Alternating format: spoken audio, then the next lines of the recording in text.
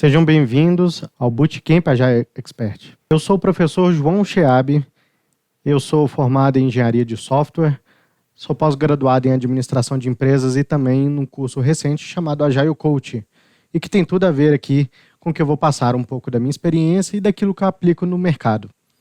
Nessa primeira aula, nós vamos ver aqui um pouco sobre o gerenciamento tradicional de projetos. É importante a gente ter este panorama para que a gente entenda como que surgiu, como nasceu a agilidade e o que ela vem de fato trazer como uma solução ou como uma proposta melhor daquilo que já se fazia de trabalho, ok?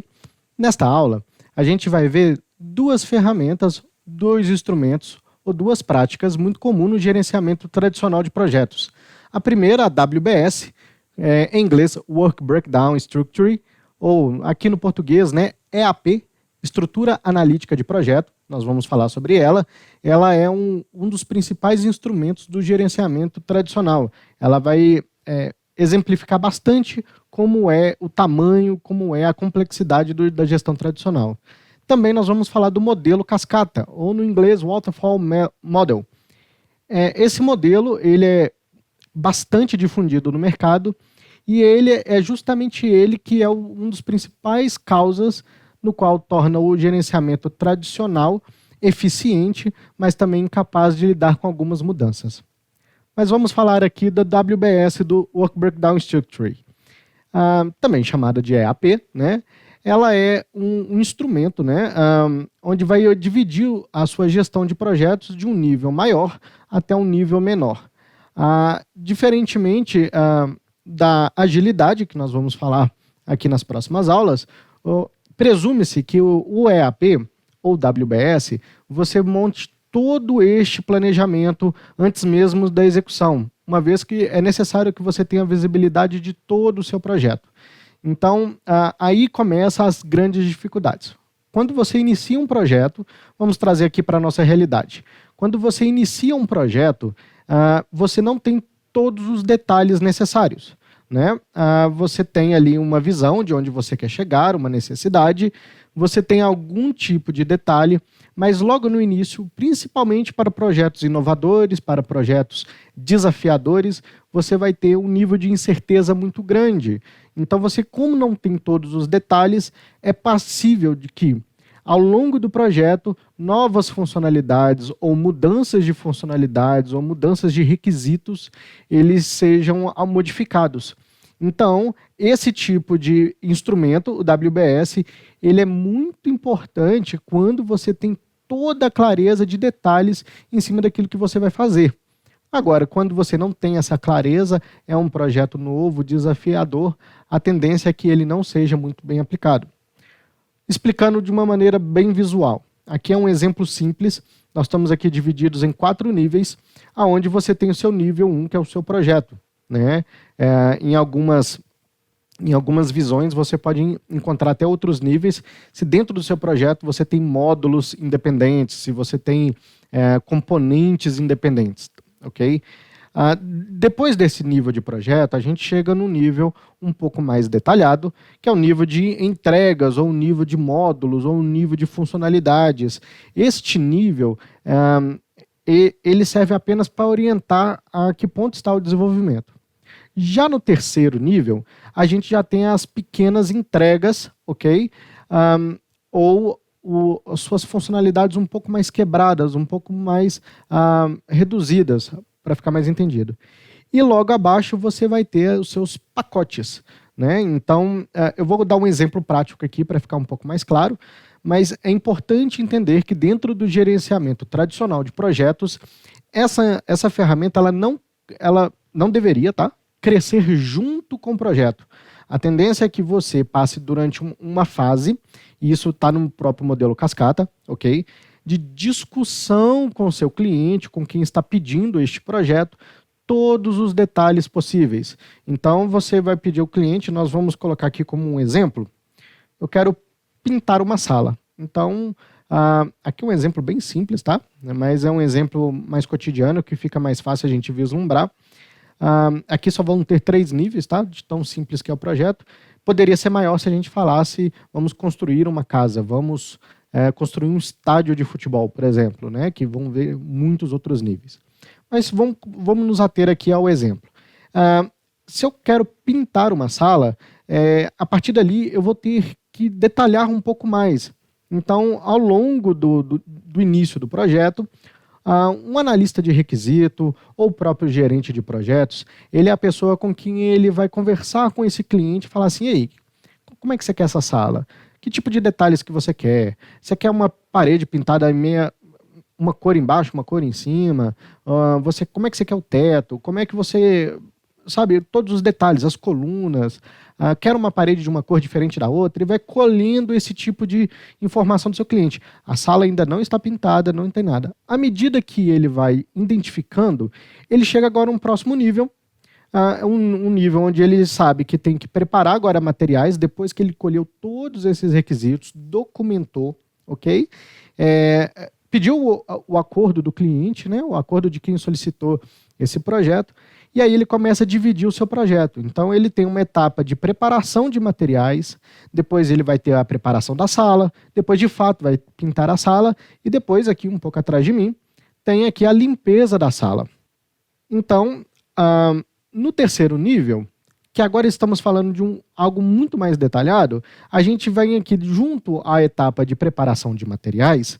Você vai comprar sua tinta, você vai comprar a escada, vai comprar o rolo, pincel, você vai comprar os materiais que você precisa. Você identificou o que precisa dentro daquele projeto, a aquisição desses materiais. Na preparação da sala, você também tem essas etapas bem detalhadas. Cá entre nós, ainda poderia ter um nível mais abaixo ainda. Por exemplo, comprar tinta, eu poderia ter um nível onde eu falo pesquisar concorrentes, marcas, fornecedores diferentes, a fim de que eu consiga cada vez mais detalhar esse projeto. É uma ferramenta boa, é uma ferramenta até prática. Acontece que pintar uma sala a gente conhece, ou os especialistas conhecem, tudo que é necessário, não tem muita alteração. Pode acontecer? Claro que pode. Você está pintando algo e teve umidade, encontrou algum problema, e aí você vai precisar ajustar. Acontece que uma vez que esse material ele já foi aprovado, é possível você medir custos, tempo, tudo que você é possível, porque uma vez que está todo claro o objetivo do projeto, todas as etapas, todas as ações, e o cliente tem um acordo. Se sofre alguma mudança, ela impacta no tempo e no custo. Então, usar esse tipo de ferramenta para projetos desafiadores, inovadores, traz muitos problemas na gestão, porque você sempre está ali em constante mudança, tudo muda ao seu redor. Essa é uma frase que eu guardo muito comigo. A única certeza que você tem nos projetos é de que ele vai mudar. Então vamos falar aqui do modelo cascata, o Waterfall Model, né? Nesse modelo, ele presume que todas as suas etapas do seu projeto, ele está dividido em cascatas, né, em etapas em que vai uma descendo após a outra. Essa é a resolução do modelo cascata. Uma vez que você avançou uma etapa, você não volte para a anterior, né? Então, o que eu quero dizer? Você foi lá, negociou com o seu cliente o projeto, coletou do seu cliente todos os requisitos e você documentou esses requisitos. Você conseguiu a assinatura do seu cliente, concordando com tudo aquilo que ele pediu, ok? E aí você já detalhou, você fez um EAP, você fez lá o WBS, está tudo muito bem detalhadinho, inclusive o tempo que você vai gastar em cada uma daquelas etapas, a data provável de entrega, né, que no gerenciamento tradicional vai se chamar deadline, né, a linha final mesmo do seu projeto. Então você tem tudo isso muito bem documentado, muito bem mapeado, você tem o ok do seu cliente, então você agora vai fazer o desenvolvimento. Uma vez que está tudo acordado com o cliente, o desenvolvimento pode começar a fazer. Você não vai mudar o seu escopo para depois voltar na etapa anterior e conseguir a aprovação do cliente, documentar de novo, nova versão. Se fizer isso, causa um impacto muito grande, tanto em tempo quanto em custo do seu projeto. Ok? Então, o modelo cascata, ele presume isso. Fez tudo certinho, agora pode fazer a próxima etapa. Já desenvolveu, agora pode fazer os testes, a verificação, a qualidade. Depois que está tudo ok, teve a validação dos gestores, dos interessados, do gerente, enfim, eu posso fazer a entrega. Só que essa etapa, às vezes, podem levar meses. E meses podem trazer mudanças no ambiente, mudanças no mercado, na concorrência, na tecnologia, e isso pode custar muito caro para o seu projeto. Então, tanto o modelo Waterfall quanto um EAP, que são dois, um é um instrumento, o outro é mais um modelo, ok? Eles, para projetos muito bem claros, dominados, como por exemplo pintar uma sala, ele pode ser sim bem aplicado, mas qualquer tipo de projeto mais desafiador, a tendência é que ele fique bastante inflexível. Vamos falar aqui de algumas situações que podem ser problemáticas para o modelo Waterfall, né? Ele é inflexível demais para tomar qualquer mudança durante o projeto. Pode custar muito caro você voltar, às vezes o seu analista de requisitos, que já fez a etapa dele, já fez o trabalho dele e já mandou para o desenvolvimento, ele já está cuidando de outros projetos. Então fazer essa alocação pode custar muito caro, tanto para o seu projeto quanto para o projeto que você está retirando aquela pessoa. Ele exige muita clareza de todos os detalhes desde o início, desde a concepção. É muito comum a gente não ter esse tipo de clareza, né? À medida que vai se experimentando, eu vou conhecendo mais das minhas necessidades, uma vez que os projetos... Agilidade, você vê, aqui é só um panorama do modelo tradicional. A agilidade, você vê que ela vem contornar exatamente esses pontos que o modelo cascata ele tem a sua deficiência. E o planejamento da entrega ele só se dá no final da cascata, né? Então, depois que passou todas as etapas, só aqui no final que eu vou entregar para o meu cliente o projeto dele. E pode ser que naquele contato que o cliente tem com o projeto, ele se decepciona. Ele não é exatamente o que ele queria, né? É comum, às vezes, falar, muda isso, muda aquilo, uma vez que agora ele está experimentando. Como essas etapas não voltam, né, e ele só vai ter o contato no final da entrega, por mais que esteja testado com qualidade, sem bug, às vezes não é exatamente aquilo que o cliente pediu. Então, dentro deste panorama de como era a gestão tradicional, o que a gente pode concluir, né? A gente vê que ele é uma matéria estudada no mundo todo, é praticado sim. Existe uma eficiência nele, não é de todo ruim, mas há alguns pré-requisitos, algumas condições, algumas premissas para que essas ferramentas sejam bem utilizadas. E isso vou dizer assim, que é a minoria dos projetos.